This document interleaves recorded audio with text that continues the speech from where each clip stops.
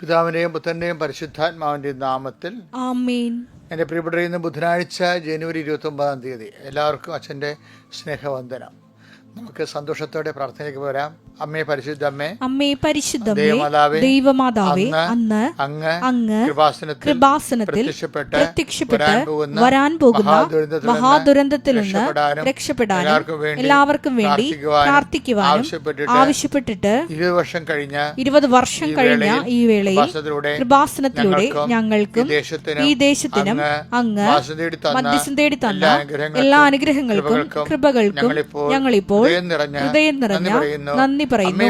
അമ്മേ പരിശുദ്ധമേ, ജപമാല മാതാവേ, സകല കൃപാസനം പ്രാർത്ഥനകളോടും ചേർത്ത് ഞങ്ങളിപ്പോൾ പ്രാർത്ഥിക്കുന്ന ഈ കുടുംബത്തിന്റെ പ്രത്യേക നിയോഗം. എന്റെ പ്രിയപ്പെട്ടവരെ, സ്വന്തം പ്രാർത്ഥന ആവശ്യം പറയുക, അമ്മ മാതാവിനെ ഏൽപ്പിക്കുക.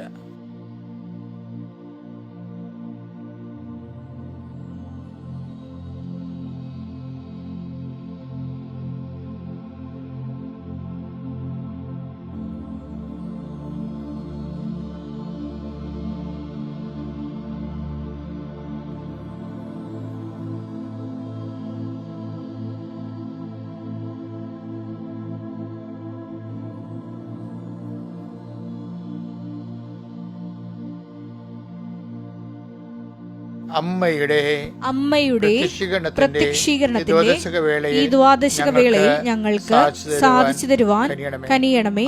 ആമേൻ. വിശ്വാസ പ്രമാണം. സർവശക്തനായ പിതാവും ആകാശത്തിന്റെയും ഭൂമിയുടെയും സൃഷ്ടാവുമായ ദൈവത്തിൽ ഞാൻ വിശ്വസിക്കുന്നു. അവിടുത്തെ ഏകപുത്രനും ഞങ്ങളുടെ കർത്താവുമായ ഈശോ മിശിഹായിലും ഞാൻ വിശ്വസിക്കുന്നു. ഈ പുത്രൻ പരിശുദ്ധാത്മാവിനാൽ ഗർഭസ്ഥനായി കന്യകാമറിയത്തിൽ നിന്ന് പിറന്ന് പൊന്തിയോസ് പീലാത്തോസിന്റെ കാലത്ത് പീഡകൾ സഹിച്ച് കുരിശിൽ തറയ്ക്കപ്പെട്ട് മരിച്ച് അടക്കപ്പെട്ട് പാതാളങ്ങളിൽ ഇറങ്ങി മരിച്ചവരുടെ ഇടയിൽ നിന്ന് 3-ാം നാൾ ഉയർത്ത് സ്വർഗത്തിലേക്ക് എഴുന്നള്ളി സർവശക്തിയുള്ള പിതാവായ ദൈവത്തിന്റെ വലതുഭാഗത്തിരിക്കുന്നു. അവിടെ നിന്ന് ജീവിക്കുന്നവരെയും മരിച്ചവരെയും വിധിക്കുവാൻ വരുമെന്നും ഞാൻ വിശ്വസിക്കുന്നു. പരിശുദ്ധാത്മാവിലും ഞാൻ വിശ്വസിക്കുന്നു. വിശുദ്ധ കത്തോലിക്കാ സഭയിലും പുണ്യവാന്മാരുടെ ഐക്യത്തിലും പാപങ്ങളുടെ മോചനത്തിലും ശരീരത്തിന്റെ ഉയർപ്പിലും നിത്യമായ ജീവിതത്തിലും ഞാൻ വിശ്വസിക്കുന്നു. ആമേൻ. സ്വർഗ്ഗസ്ഥനായ ഞങ്ങളുടെ പിതാവേ, അങ്ങയുടെ നാമം പൂജിതമാകണമേ. അങ്ങയുടെ രാജ്യം വരണമേ. അങ്ങയുടെ തിരുമനസ് സ്വർഗത്തിലെ പോലെ ഭൂമിയിലും ആകണമേ. അന്നു വേണ്ടുന്ന ആഹാരം ഇന്ന് ഞങ്ങൾക്ക് തരണമേ. ഞങ്ങളോട് തെറ്റ് ചെയ്യുന്നവരോട് ഞങ്ങൾ ക്ഷമിക്കുന്നത് പോലെ ഞങ്ങളുടെ തെറ്റുകൾ ഞങ്ങളോടും ക്ഷമിക്കണമേ. ഞങ്ങളെ പ്രലോഭനത്തിൽ ഉൾപ്പെടുത്തരുതേ, തിന്മയിൽ ഞങ്ങൾ രക്ഷിക്കണമേ. ആമേൻ. നന്മ നിറഞ്ഞ മറിയമേ, സ്വസ്തി. കർത്താവ് അങ്ങയുടെ കൂടെ സ്ത്രീകളിൽ അങ്ങ് അനുഗ്രഹിക്കപ്പെട്ടവളാകുന്നു.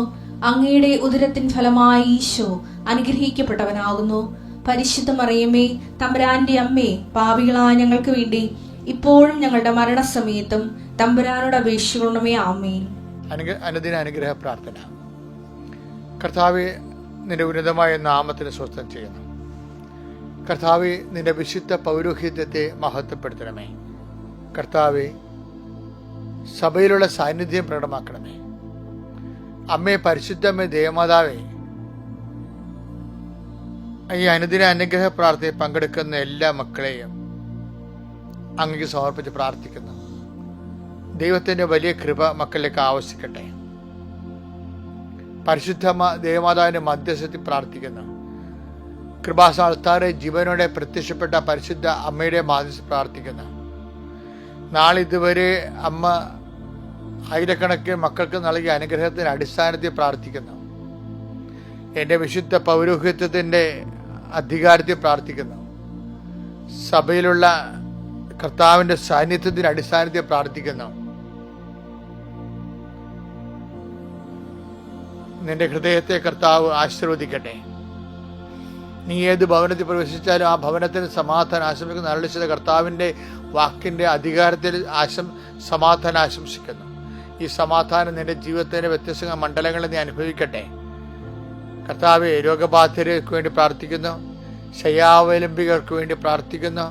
കണ്ണിന് കാഴ്ചക്കുറവുള്ളവരും ചെവിക്ക് കേൾവിക്കുള്ളവരും മൂക്കിൽ എപ്പോഴും ദശ വളരുന്നവരും അടിനോടിന് അസുഖമുള്ളവരെ സമർപ്പിച്ചുകൊണ്ട് പ്രാർത്ഥിക്കുന്നു. എൻ്റെ കർത്താവിൻ്റെ ഉന്നതമായ നാമത്തിൽ സഭയുടെ അധികാരത്തിൽ കുരിശിൻ്റെ അടയാളത്തിൽ ഭാരങ്ങൾ ഭീതികൾ ഡിപ്രഷൻ പോലെ ഉണ്ടാകുന്ന മനസ്സിൻ്റെ അവസാദ രോഗങ്ങൾ യേശു ക്രിസ്തു നാമത്തിൽ മഞ്ഞുനീര് പോലെ ഒഴുകട്ടെ, ഒഴുകി മാറട്ടെ എന്ന് പ്രാർത്ഥിക്കുന്നു. കർത്താവേ, ജോലി ഇല്ലാത്തവരുണ്ട്, ജോലി തട്ടിയിട്ട് കിട്ടാത്തവരുണ്ട്, ഉള്ള ജോലി തന്നെ ചെയ്തിട്ട് ആവശ്യമായ ശമ്പളം കിട്ടാത്തവരുണ്ട്, മാസങ്ങളായി ശമ്പളം കിട്ടാത്തവരുണ്ട്.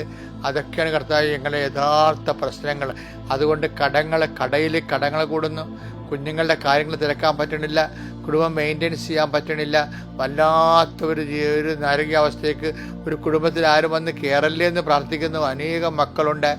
സ്വർണത്തിന് വില കൂടുന്ന കാരണം പല കല്യാണത്തിന് ആവശ്യമായ സമ്പത്ത് കിട്ടാത്തവരുണ്ട്. പലതരത്തിലുള്ള വിവാഹങ്ങൾ ആലോചിച്ചത് ഉറച്ചിട്ടും അത് നടത്താൻ പറ്റാതിരിക്കുന്ന ആൾക്കാരുണ്ട്.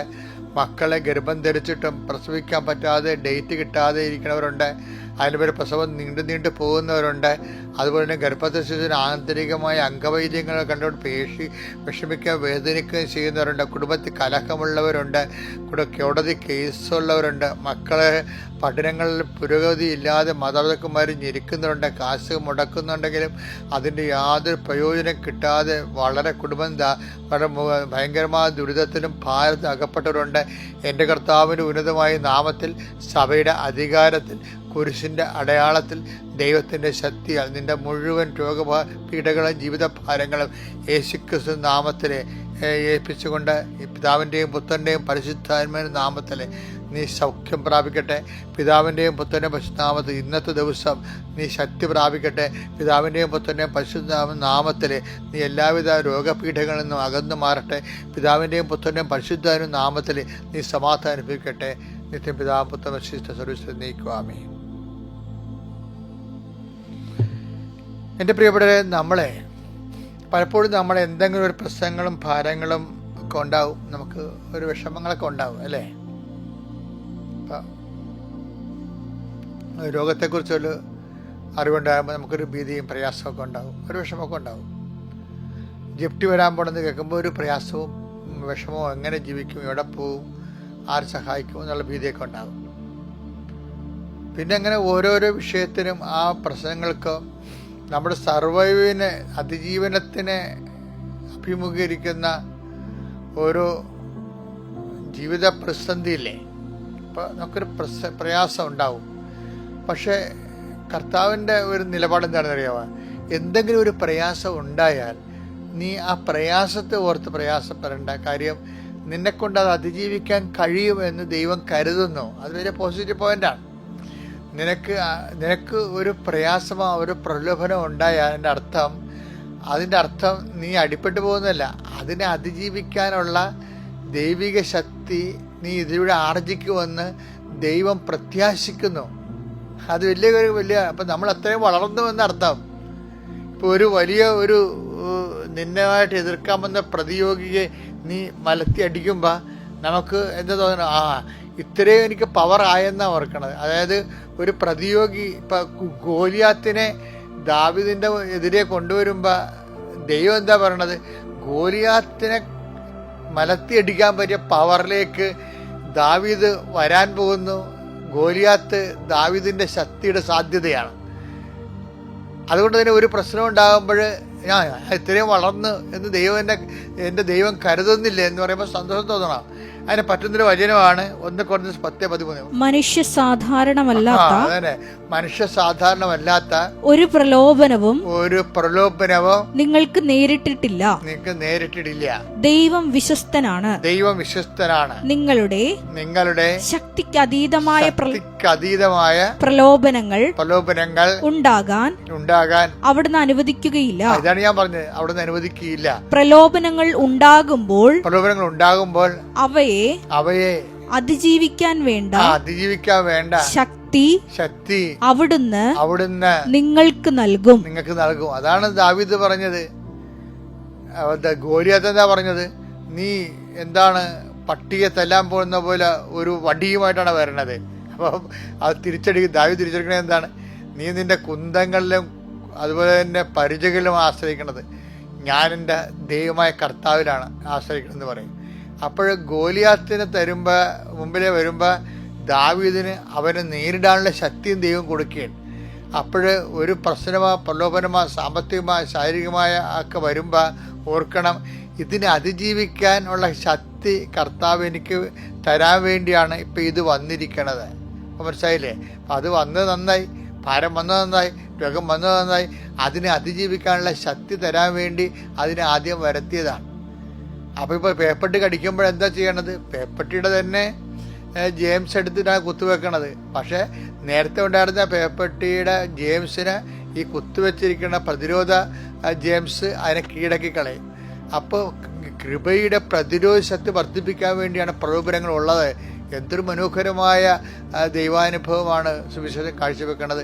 അതുകൊണ്ട് വിശ്വാസി, നീ ഒരു കാരണവശാലും പതറരുത്. ഗോലിയാത്തിനെ കാണുമ്പോൾ ഓർക്കുക, അവനെ കീഴടക്കാനുള്ള ശക്തി ദാവീദ് നൽകി കഴിഞ്ഞുവെന്ന്. അപ്പം നീ ഒരു ദാവീദാണെങ്കിൽ, നിനക്കെതിരെ വന്ന പ്രശ്നം ഗോലിയാത്താണെങ്കിൽ അതിനെ കീഴടക്കാനുള്ള ശക്തി കർത്താവ് തരുന്നതിൻ്റെ സൂചനയാണ് ഈ ഗോലിയാത്തിൻ്റെ ഉദയം. അപ്പോൾ പ്രശ്നങ്ങളിലെ പ്രതിരോധിക്കാനുള്ള ശക്തി ആർജിക്കാൻ പോകുന്നു എന്നുള്ള സുബോധർക്കമായ സുവിശേഷമാണ് ഇന്നത്തെ കൈമാറ്റം. Thank you. അത്യപൂർവ ദൈവാനുഭവങ്ങൾ ഇനി നിങ്ങൾക്കും സ്വന്തം. ഈ യൂട്യൂബ് ചാനൽ ഇതുവരെ സബ്സ്ക്രൈബ് ചെയ്തിട്ടില്ലെങ്കിൽ ഇപ്പോൾ തന്നെ സബ്സ്ക്രൈബ് ചെയ്യുക. ഈ വീഡിയോ ഇപ്പോൾ തന്നെ നിങ്ങളുടെ സുഹൃത്തുക്കൾക്ക് ഷെയർ ചെയ്തുകൊണ്ട് കർത്താവിന്റെ പ്രേക്ഷിതരാകുക.